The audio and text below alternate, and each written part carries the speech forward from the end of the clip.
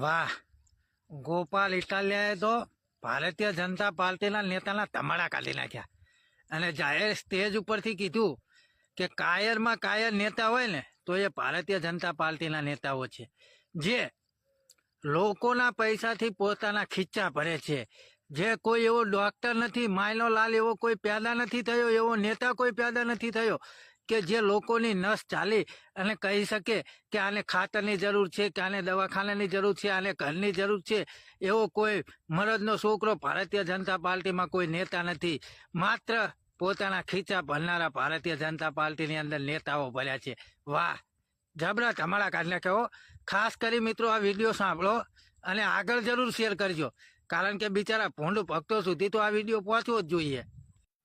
દોસ્તો, હું તો તમને વિનંતી કરવા ટપાલીની જેમ આવ્યો છું પહેલી વાર કે બોલો, અવાજ ઉઠાવો, ડરો નહીં.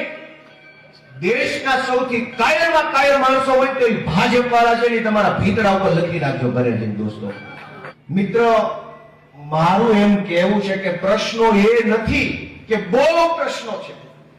રોડનો પ્રશ્ન, કેનાલનો પ્રશ્ન, પાણીનો પ્રશ્ન, દવાનો પ્રશ્ન, ખાતરનો પ્રશ્ન, શાળામાં શિક્ષક નથી એ પ્રશ્ન, દવાખાનામાં ડોક્ટર નથી એ પ્રશ્ન, ડેપોમાં બસ નથી એ પ્રશ્ન, ઓફિસમાં સાહેબ નથી એ પ્રશ્ન, પોલીસ સ્ટેશનમાં જમાદાર નથી એ પ્રશ્ન.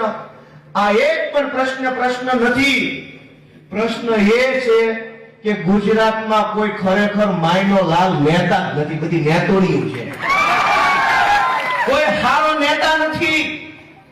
જે તમારું હારો ડોક્ટર હોય ને બાવડું ચાલતા કહી દે તાવ કર્યો છે શું છે.